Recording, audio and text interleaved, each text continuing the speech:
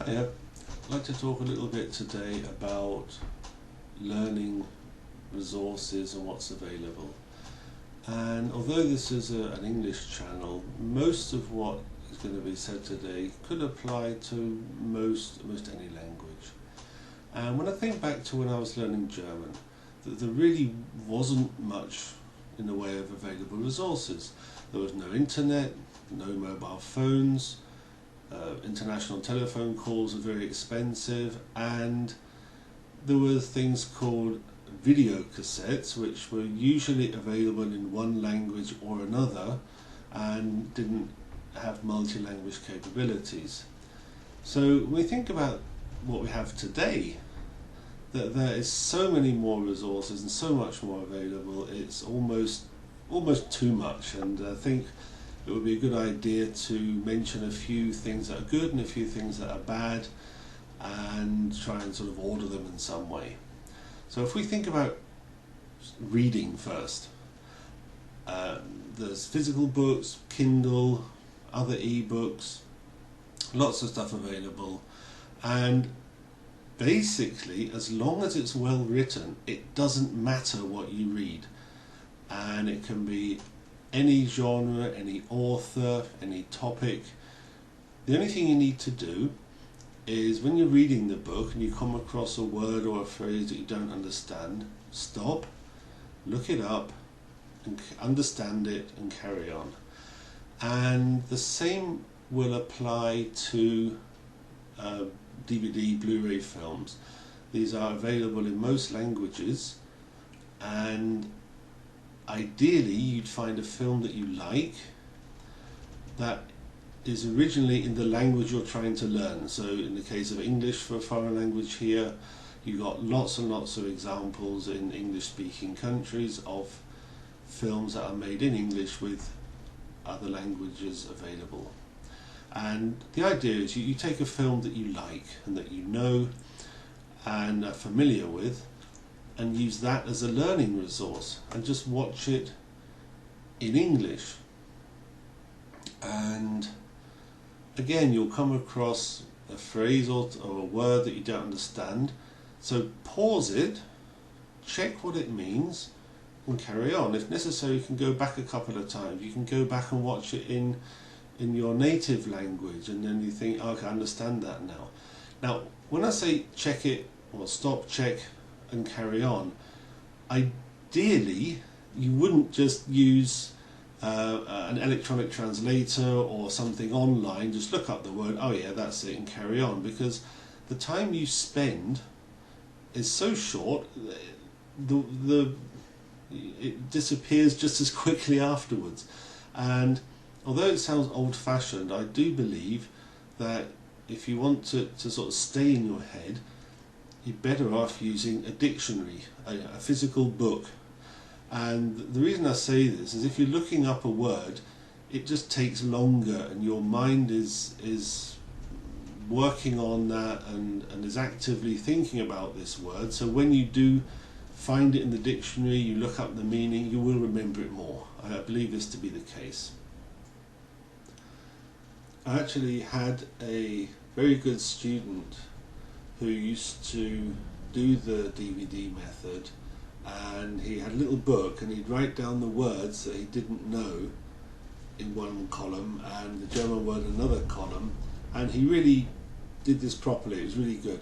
And he would come in every week and with a list of words of things that he just didn't find, and would ask me, what does this word mean, what does this phrase mean?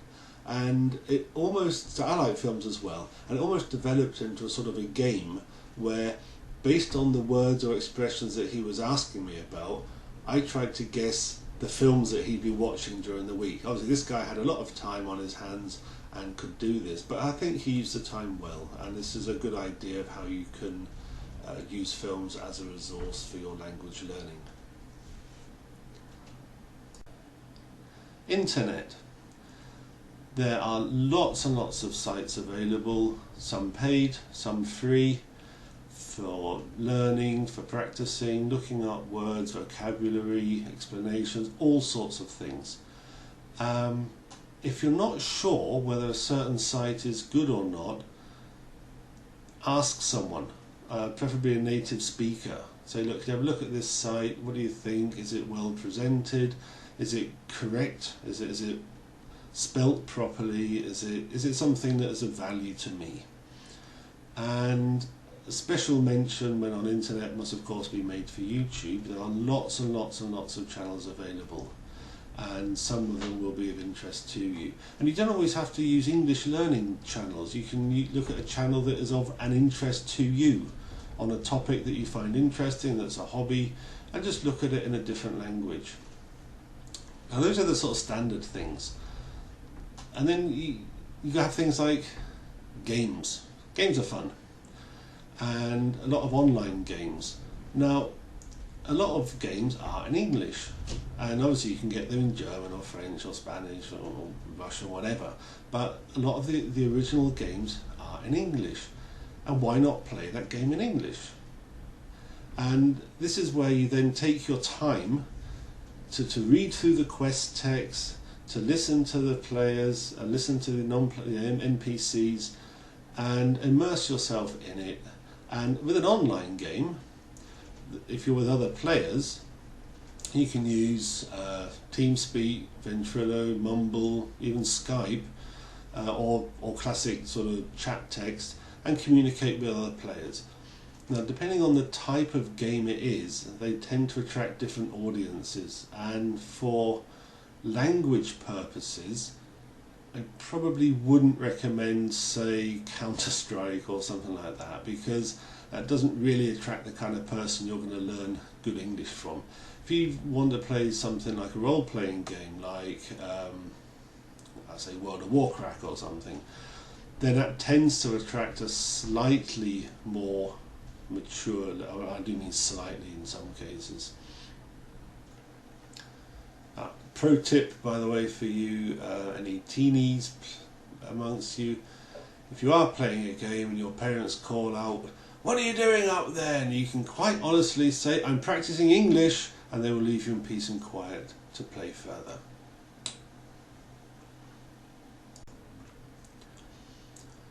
So on the less good resources, I think we ought to list internet forums. There are of course good ones there, but there are also some that aren't so good. And the reason for this is that you don't know who the people are, you don't know how old they are, you don't know where they come from, you don't know what their background is, what they've learnt, and you have to be careful that you don't pick up their mistakes, because if you have a non-native speaker who's quite happy to type away, you have to realise that it isn't always going to be correct, and it's not something you want to learn from. You don't want to learn their bad mistakes. And the other thing you've got to watch out for is kind of teenies who think sort of that leet speak is totally cool and any old gibberish as long as no one else can understand it. Again, not a good learning resource. And the last resource that I would recommend is the radio. It happens so often that people come to a class and in the sort of small talk at the beginning they say, "Oh, I heard this song on the radio and there was a phrase I didn't quite understand, and what does that mean?" And I'll just say, look, wasting your time, because by the time you've taken the time and effort to work out what was being said, you realise it wasn't worth the effort to find it out. And it's going to make me sound like an old fart, but whatever. And the focus on a song is of course not a learning resource for you. The focus on the song is to try and get the words to rhyme or to get some sort of meaning across. And believe me, it's not ever going to come up in an exam that someone asks you to write a critique of Face Down, Booty Up. Right? It's not going to happen. And it can actually have amusing consequences when people listen to stuff on the radio. And my neighbour's you just have to watch my neighbour's 5-year-old kid running around the garden singing, "I'm horny, so horny, horny, horny," because that's something you heard on the radio and you liked. It's funny. So like I say, lots of resources there. If you're unsure, please ask any native speaker. You can ask on the comments here, you can ask on my Facebook, you can go on my website and ask me something, get in touch. But use the resources that are out there, they're good and plenty.